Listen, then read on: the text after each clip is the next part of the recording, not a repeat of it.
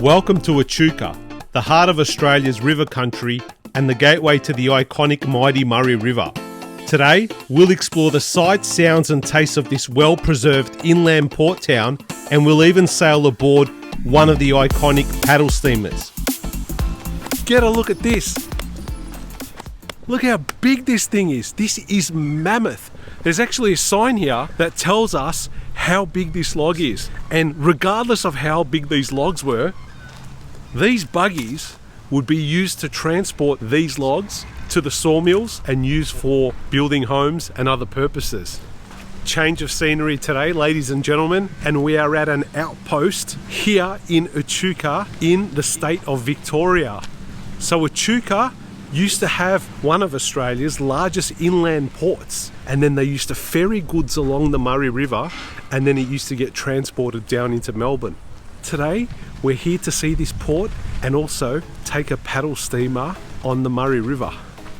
Once a vital hub for river trade during the 19th century, this port served as a crucial trade route linking remote and rural areas to markets. Paddle steamers transported wool, wheat, timber and other produce from inland sheep stations and farms to Echuca's bustling port. From there, goods were loaded onto the trains via the rail connection and sent to Melbourne and other cities for export or distribution. Back in the day, this was bustling. It was full of pubs, breweries. The pubs apparently were working 24/7. There was a lot of fist fights. People used to bet on fist fights in the area. Even on this dusty, sandy road, there would be horse races during the day, up and down all day, and people would even bet on the horse races. And there was also a lot of fishing competitions on the Murray where they say that you can catch a fish that was about the size of a human. I think that's a bit of a tall tale, but it must have been crazy. I can just look out into the distance and think about everything that happened back in the day, and it must have been so full of life. Today, it's merely a tourist attraction, which is here to guide us and inform us about the history of what once was here in Echuca. A visit to Echuca is not complete without sampling its bakery culture. Local bakeries are renowned for their homemade bread and classic treats like lamingtons, scones, pies and more. Many of these establishments have been part of the community for decades, using quality local ingredients and time-honoured recipes to create delicious offerings. Don't forget to visit the old Penny Arcade to sample the local dessert. My preference today is the locally made fudge. Yum.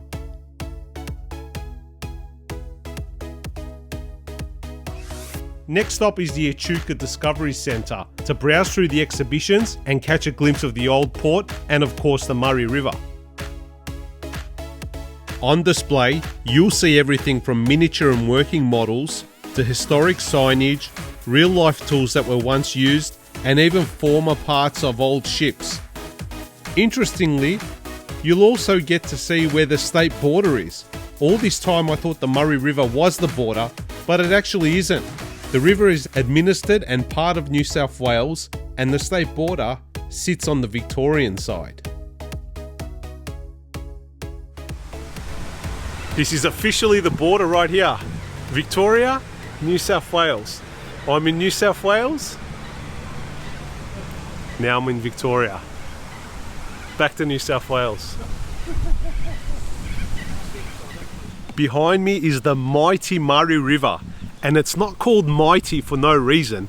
The mighty Murray River is the third largest navigable river in the world after the Amazon and the Nile. So it spans over 2,000 kilometres, starting in New South Wales, comes through Victoria and goes all the way to South Australia. At times when there's a lot of rain, you can even navigate with your ship all the way from South Australia to Queensland. It's been known that certain ships have done that over the past 200 years. So don't discount this river. In certain areas it is fairly narrow, but once the water starts flowing through here, this becomes the mighty Murray River, hence the names. Gorgeous mighty Murray River. There you go, third largest. On the river banks you can see the different flood level indicators posted up onto the trees. Be sure to look for these to understand exactly how mighty the Murray River actually is. You will also see fancy private boats used for functions and scenic getaways on the water. I won't be boarding any of them today. Instead, I'll be sailing on a traditional paddle steamer. I'm boarding the PS Canberra paddle steamer today. This paddle steamer was first commissioned in 1912 and acted as a fishing ship amongst a fleet of other ships in the area back in the days. And as of the 1960s, it underwent a few refurbishments and it started being used for tourism that goes up and down the Murray. I think they built an extra deck on top. It used to be one level back in the day, and now it's basically double decker and it's increased its capacity. I can't wait to jump on the paddle steamer and cruise the Murray. It's my first time. As you board the paddle steamer, you instantly journey back to the golden era of river trade. The rhythmic function of the steam engine sets a nostalgic tone, and you can even feel the warmth of the steam. As fascinating as it is, don't get too close because it's very hot. The beautifully restored interiors represent the bygone era of travel, and as the paddle wheels churn the water, you glide past towering river red gums and tranquil wetlands. The captain brings the experience to life by sharing fascinating stories about the river's history, the importance of the paddle steamers, and the diverse ecosystem along the banks. If you choose to stay outside on the open decks, you take in the breathtaking views as well as the sounds of nature. This completes your connection with this big brown land down under. This is it, the true feeling of Australia.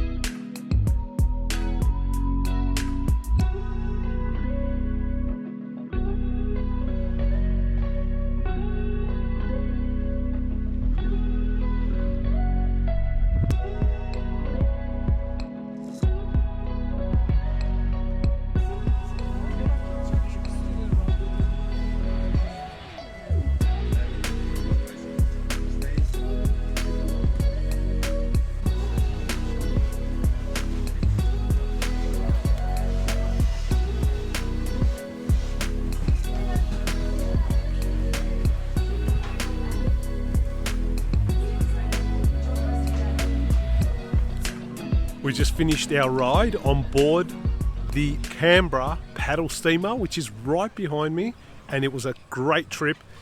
Look, it's not quick, but it goes at a really easy pace, and the Murray is quite calm, well, at least for the time being. What it basically does is it takes you down the Murray about half an hour, and then it turns around and then it comes back up and it totals 1 hour. I sat on the top deck. Really enjoyable. You get to see the banks of the river, and you can see how much the water has eroded those banks of the river, and you can see the different flood levels along the way. And when it does flood, trust me, this place floods.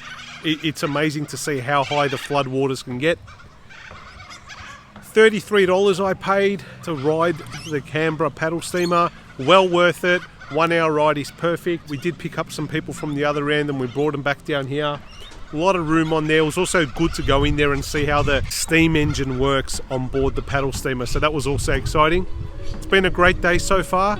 I recommend Echuca to everybody who is wanting to see a piece of Australiana. Come down to Echuca. Thank you for joining me at this historic Port of Echuca today. Once a bustling hub of river trade, this port has transformed into a vibrant heritage site that showcases all of which the yesteryears had offered. Understanding Australia means understanding its waterways and the rich history that comes along with it.